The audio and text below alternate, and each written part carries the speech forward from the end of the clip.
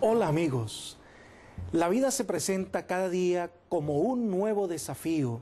Mientras estemos vivos siempre vamos a tener nuevas expectativas para alcanzar. Un estudiante universitario quiere terminar su carrera, pero al terminar comienza una nueva vida laboral.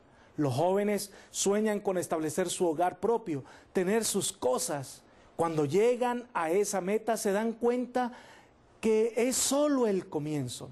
Nuestra vida entonces está entre el terminar algo y a la vez comenzar otra experiencia. Lo mismo sucede en lo espiritual. Cuando tomamos la decisión de aceptar la invitación salvadora que Jesús nos hace, entonces comienza una nueva experiencia que se llama vida cristiana. Antes andábamos acostumbrados a caminar en la oscuridad. Ahora debemos habituarnos a andar en la luz. Antes servíamos al pecado, ahora servimos al Dios de verdad. Antes nuestros pasatiempos tenían que ver con los placeres malsanos, ahora nuestra recreación cambia. Nos gozamos en andar en los jardines, en estudiar la Biblia y en compartir eventos de fortaleza espiritual. También han cambiado nuestros ideales y los objetivos de nuestra vida. Ahora nuestra mirada se levanta al cielo, como Jesús dice en uno de sus evangelios: mas buscad primeramente el reino de Dios y su justicia, y todas estas cosas os serán añadidas. Así que la vida cristiana es de constante crecimiento. Y hoy vamos a estudiar la manera de convertirnos en discípulos de Cristo y además en discipular a otros para el reino de Dios. Por eso hablemos de la nueva vida. ¿Qué cambio ocurre al aceptar a Jesús? El apóstol Pablo lo describe así en 2 Corintios, capítulo 5, versículo 17. Por lo tanto, si alguno está en Cristo, es una nueva creación. Las cosas viejas pasaron, todo es nuevo. Cuando la persona se entrega a Cristo, comienza una nueva vida. Ahora es una nueva criatura. El pasado lleno de pecado ha quedado sepultado. Hemos nacido a una nueva experiencia. Las cosas antiguas que estábamos acostumbrados a hacer, ya no las vamos a hacer, porque ahora somos hijos de Dios. Antes éramos deshonestos, ahora ya no. Antes llegabas a tu casa y golpeabas a tu esposa, ahora no. Tu vida es una nueva experiencia de paz con Dios y con el prójimo. ¿Qué nueva experiencia tendremos? Leamos 1 Tesalonicenses, capítulo 5, versículo 23. Y el mismo Dios de paz os santifique por completo, y todo vuestro ser, espíritu, alma y cuerpo sea guardado sin culpa para la venida de nuestro Señor Jesucristo. Entonces, ¿cuál es la actitud correcta ante las pruebas?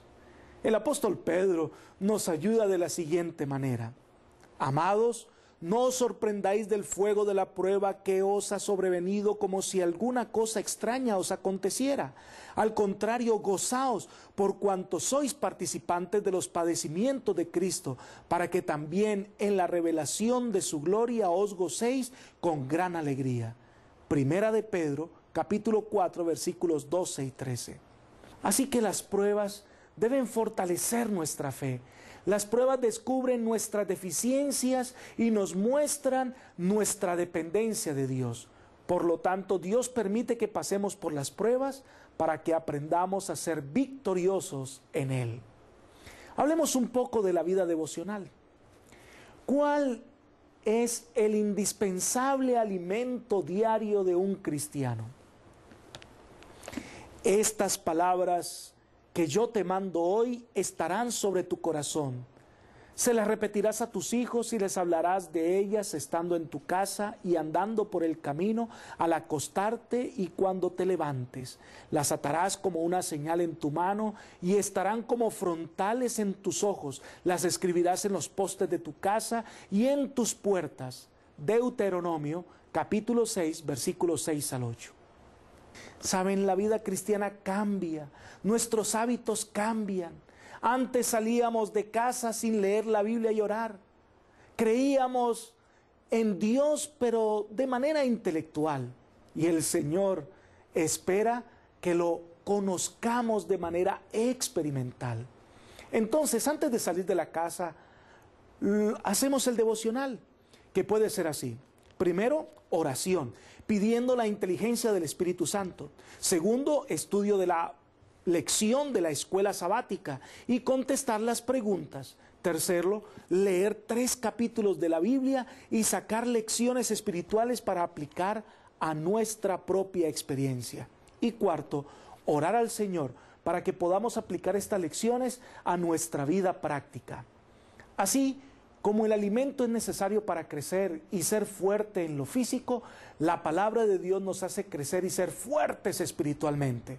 Recordemos las palabras de Jesús en Mateo capítulo 4, versículo 4. Escrito está: no solo de pan vivirá el hombre, sino de toda palabra que sale de la boca de Dios. Hablemos un poco de la vida de oración. ¿Qué día es dedicado a la adoración a Dios? Vayamos al libro de Isaías, capítulo 58, versículos 12 al 14. Y los tuyos edificarán las ruinas antiguas, los cimientos de generación en generación levantarás, y serás llamado reparador de portillos, restaurador de viviendas en ruinas. Si retraes del sábado tu pie de hacer tu voluntad en mi día santo, y lo llamas delicia, santo, glorioso de Jehová, y lo veneras no andando en tus propios caminos, ni buscando tu voluntad, ni hablando tus propias palabras, entonces te deleitarás en Jehová. Yo te haré subir sobre las alturas de la tierra, y te daré a comer la heredad de Jacob tu padre. La boca de Jehová lo ha hablado. Dios ha dejado el día sábado para que en él estemos en completa comunión con Dios y con los hermanos de la iglesia. Este día aprendemos a caminar con Dios, a cantar a su nombre, a orar por agradecimiento a Dios, a testificar de su amor y cuidado. Ese día es una delicia santa. ¿Y en qué lugar se presta la adoración a Dios? Jesús fue quien nos dio el ejemplo. En el Evangelio según San Lucas, capítulo 4, versículo 16, dice: vino a Nazaret donde se había criado, y el sábado entró en la sinagoga conforme a su costumbre y se levantó a leer. La sinagoga era el lugar donde los sábados se reunían para estudiar la palabra de Dios. Aunque cada día hacemos nuestro devocional, el sábado es el día de encontrarnos con Dios en su iglesia, en la comunión con los hermanos de la iglesia. La iglesia no es perfecta, porque los miembros de la iglesia no lo son, pero allí aprendemos de Dios, glorificamos a Dios y entregamos con alegría nuestros diezmos y ofrendas. Pablo nos recomienda: no dejando de congregarnos como algunos tienen por costumbre, sino exhortándonos tanto más cuanto veis que aquel día se acerca. Hebreos 10, 25. ¿Qué misión confió Dios a su iglesia? Leamos el Evangelio según San Mateo, capítulo 24, versículo 14. Y será predicado este Evangelio del reino en todo el mundo para testimonio a todas las naciones, y entonces vendrá el fin. La misión fue la predicación del Evangelio en todo el mundo. Un cristiano no es aquel que solo viene y se sienta en una banca de la iglesia y escucha un sermón y se va, y no ocurre nada más en su vida. Un verdadero cristiano asiste a la iglesia para compartir con otros su experiencia, pero al salir le cuenta a su familia, amigos y vecinos que ha encontrado a Cristo y los invita a ser discípulos del Señor. Jesús dijo: por tanto, id y haced discípulos a todas las naciones, bautizándolos en el nombre del Padre, del Hijo y del Espíritu Santo. Mateo 28, 19. Un discípulo es aquel que vive cerca de Jesús y hace las cosas que Jesús hacía.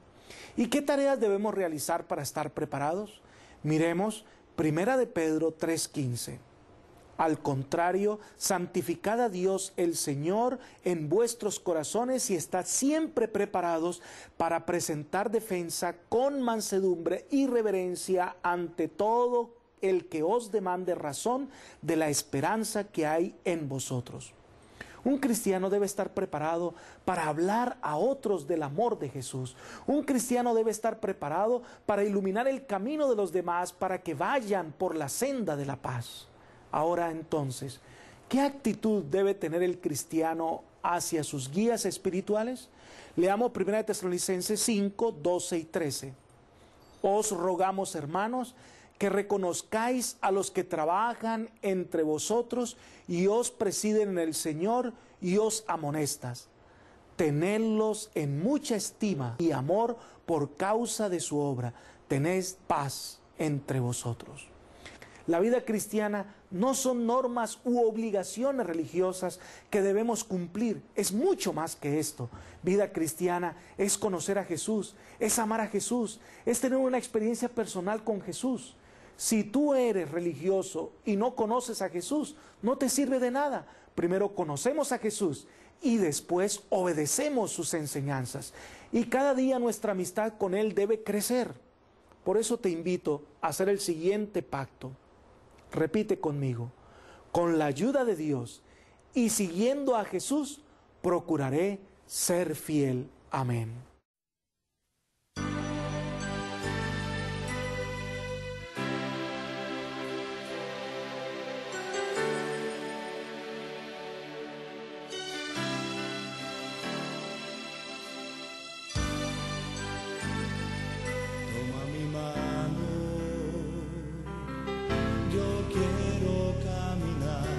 Cerca de ti, Señor, toma mi mano, pon en mi corazón gozo infinito.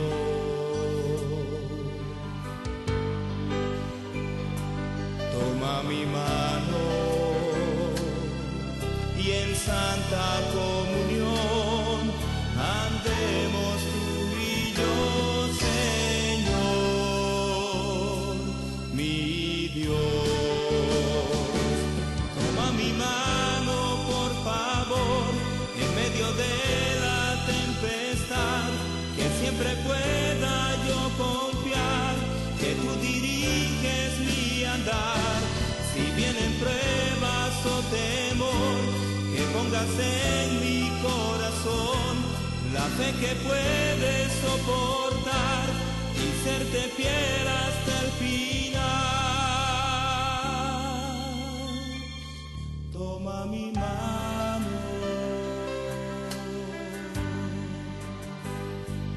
toma mi mano.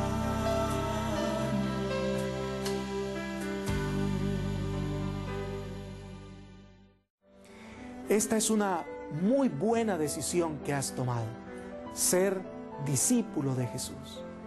Elevemos esta oración a nuestro Señor. Oh Padre eterno y bondadoso, al comenzar la vida cristiana necesitamos de tu ayuda, de tu comprensión y de tu fortaleza. Envíanos el poder de tu Espíritu para ser cristianos auténticos, cristianos que van a reflejar en su rostro y en sus actitudes que el amor del Señor está en el corazón. Ayúdanos, Padre, porque tú eres nuestro pronto auxilio y tú eres quien nos guía hacia la Canaán celestial. Por eso, Padre, colocamos nuestra vida en tus manos. Acéptala. Favor que te pedimos en el amoroso nombre de Jesús. Amén.